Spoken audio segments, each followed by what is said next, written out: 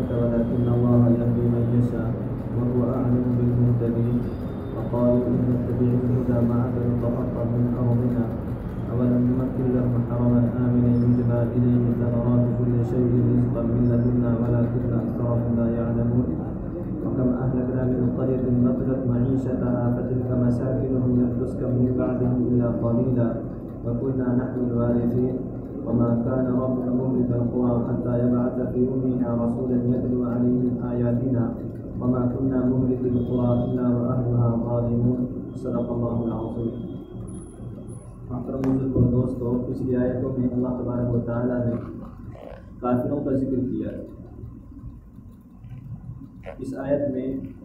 اللہ تبارک و تعالیٰ نے اپنے حبیب محمد عربی صلی اللہ تعالیٰ علیہ وسلم کو مخاطب کر کے فرمایا انک لا تہدی، کہ بے شک آپ ہدایت نہیں دے سکتے ہیں من احببت، جس کو آپ چاہے، ولکن اللہ یہدی من یشاء، اور لیکن اللہ تبارک و تعالیٰ جس کو چاہے ہدایت دے سکتے ہیں. مفسرین کرام نے لکھا ہے کہ یہ آیت اللہ کے نبی صلی اللہ تعالیٰ علیہ وسلم کے چچا ابو طالب کے بارے میں نازل ہوئی. اللہ کے نبی صلی اللہ تعالیٰ علیہ وسلم چاہتے تھے کہ میرے چچا، کیونکہ انہوں نے بڑا ساتھ دیا اللہ کے نبی صلی اللہ تعالیٰ علیہ وسلم کا ہر موقع پر جب کفاروں نے ستایا ہے، انہوں نے وہ ڈھال کی طرح اللہ کے نبی صلی اللہ تعالیٰ علیہ وسلم کے سامنے رہے. اللہ کے نبی صلی اللہ تعالیٰ علیہ وسلم کی دلی خواہش یہ تھی کہ میرے چچا ایمان میں داخل ہو جائے تاکہ یہ جہنم سے بچ کر کے جنت میں چلے جائے. اسی وجہ سے اللہ کے نبی صلی اللہ تعالیٰ علیہ وسلم اور جہاں تک کوشش ہو سکتی تھی یہ کوشش کی کہ ایمان میں داخل ہو جائے،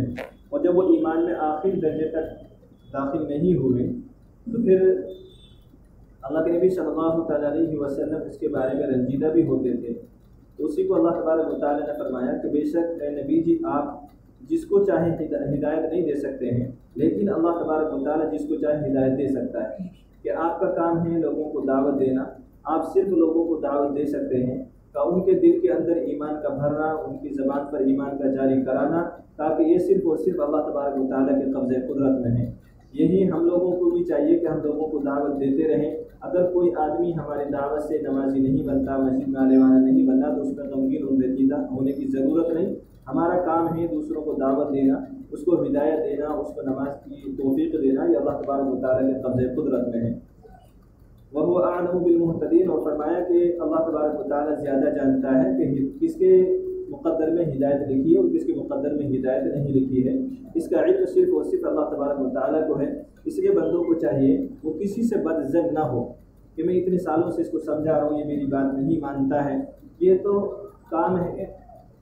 ہر ایک امتی کو، یہ کام اللہ تبارک و تعالیٰ نے دیا ہے کہ وہ دوسروں کو سمجھاتا رہے. ہدایت دینا نہ دینا ہے تو اللہ تبارک و تعالیٰ کے قبضۂ قدرت میں ہے. فرمایا وقالو، جو پیچھے سے مضمون چل رہا تھا اللہ تبارک و تعالیٰ نے اسی کو دوبارہ سے بیان کیا، یعنی کافروں کا ذکر کیا. وقالو ان نتبع الہدی معک، تاکہ جب ان کو سمجھایا جاتا ہے تو وہ کہتے ہیں کہ اگر ہم آپ کے ساتھ ہدایت پر چلنے لگیں، یعنی نبی علیہ الصلوۃ والسلام جب کافروں کو سمجھا رہے ہیں تو کافر اس کے بارے میں جواب دے رہے ہیں کہ اگر ہم آپ کے ساتھ ہدایت پر چلنے لگے، آپ کی بات مان کر کے ہم اپنا جو برائی کا راستہ ہے وہ چھوڑ دیں اور ہم ایمان میں داخل ہو کر کے نیکی کے کاموں پر چلنے لگے، تو کا نتخطف من ارضنا، تاکہ ہمیں ہمارے ملکوں سے نکال دیا جائے گا، ہمیں جلا وطن کر دیا جائے گا. کہ ہمیں یہ ڈر ستاتا ہے ایمان میں داخل ہونے کے لیے کہ ہمیں ہمارے ملکوں سے نکال دیا جائے گا. کیونکہ ان کی آنکھوں کے سامنے یہ بات تھی کہ جو ایمان میں داخل ہوتے تھے ان کو کافر کیسے ستاتے تھے، ان سے لین دین بند کر دیا کرتے تھے، جہاں تک ہو سکتا تھا ان کے اوپر ظلم و زیادتی کیا کرتے تھے. تو ان کے دل کے اندر جو بات چل رہی تھی اللہ تبارک و تعالیٰ نے اس کو نقل کیا کہ نتخطف من ارضنا، کہ ہمیں ہمارے ملکوں سے نکال دیا جائے گا، جلا وطن کر دیا جائے گا. تو اللہ تبارک و تعالیٰ اس کا جواب دیتے ہیں اولم نمکن لهم حرما آمنا، تاکہ کیا ہم نے تمہیں امن والے حرم میں جگہ عطا نہیں فرمائی، کہ ہم نے تمہیں امن والے حرم میں جگہ عطا کی ہے. کہ اس کو تو یاد کرو، کہ یجبا الیہ ثمرات، تاکہ ہم نے تمہارا انتخاب ایسی جگہ پر کیا ہے کہ جس کی طرف پھل کھینچے چلے آتے ہیں. یجبا الیہ ثمرات، تاکہ ہر قسم کا پھل وہاں پہنچتا ہے. مکہ المکرمہ میں اور مدینہ المنورہ میں اللہ تبارک و تعالیٰ نے وہ چیزیں رکھی ہیں. مفسرین کرام نے لکھا ہے کہ وہاں 2-3 لاکھ لوگوں کی آبادی ہے، اور حج کے موقع پر قریب 10 سے 15 لاکھ آدمی وہاں پہنچتا ہے، اور وہاں غلات وغیرہ کا کوئی ذریعہ ہے نہیں کہ وہاں غلات پیدا ہوتا ہو، کہ کھانے پینے کی چیزیں اس طرح کی چیزیں پیدا ہوتی ہو، لیکن کبھی بھی وہاں کمی نہیں آتی، کیونکہ اللہ تبارک و تعالیٰ نے نظام ایسا بنایا ہے کہ یجبا الیہ ثمرات کا ہر چیز کھینچی خود بخود وہاں پہنچ جاتی ہے۔ اللہ تبارک و تعالیٰ نے ایسا نظام وہاں کا رکھا ہے۔ تو فرمایا کہ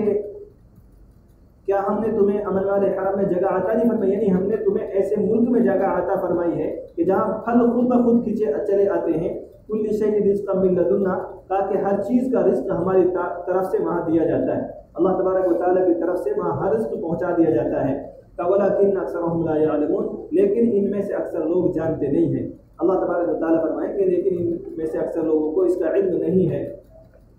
فرمایا وَكَمْ أَهْلَكْنَا مِنْ قَرْيَةٍ بَطِرَتْ مَعِيشَتَهَا، اور فرمایا کہ کتنی ہی بستیوں کو ہم نے ہلاک کر دیا ہے۔ اللہ تبارک و تعالیٰ فرما رہے ہیں کہ جب ہماری نافرمانی ہوتی ہے، اللہ تبارک و تعالیٰ کی بندہ نافرمانی کرتا ہے، تو فرمایا کتنی ہی بستیوں کو ہم نے ہلاک کیا ہے۔ کیا وجہ کیا تھی؟ بطرت معیشتها، کہ اپنی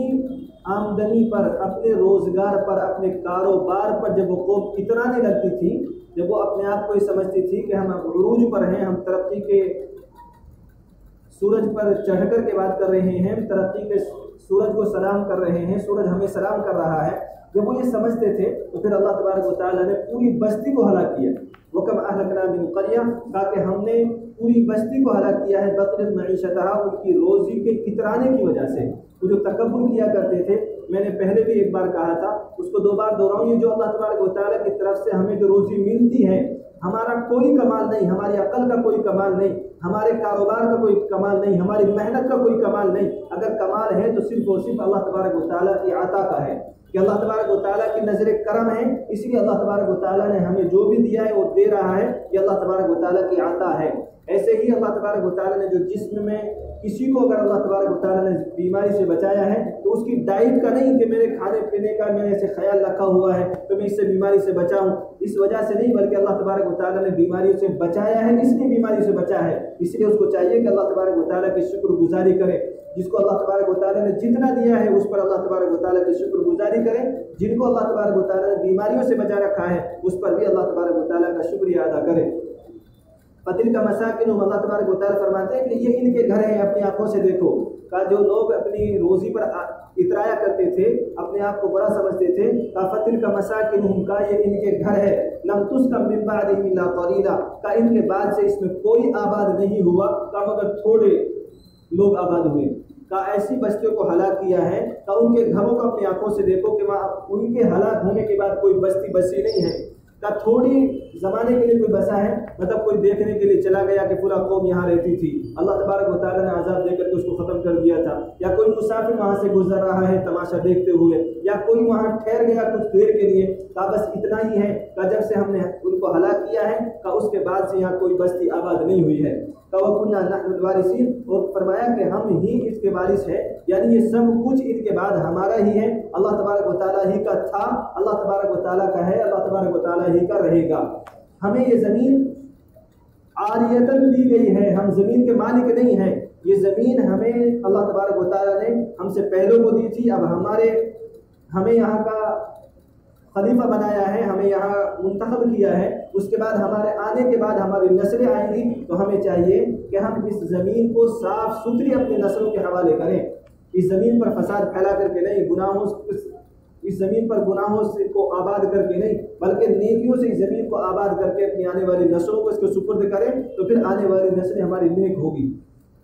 فرمایا وما كان ربك مهلك القرى، اور فرمایا کہ تیرا رب بستیوں کو ہلاک نہیں کرتا ہے، حتى يبعث في امها رسولا يتلو عليهم آياتنا، یہاں تک کہ بھیج دیتا ہے ان میں سے سب سے بڑی بستی میں ایک پیغام پہنچانے والا، ایک رسول بھیج دیتا ہے، یتلو علیہم آیاتنا، جو ان پر ہماری آیتیں تلاوت کرتا ہے۔ اللہ تبارک و تعالیٰ کسی بھی بستی کو ایسے ہلاک نہیں کرتا، کوئی بھی سوال نہیں اٹھا سکتا ہے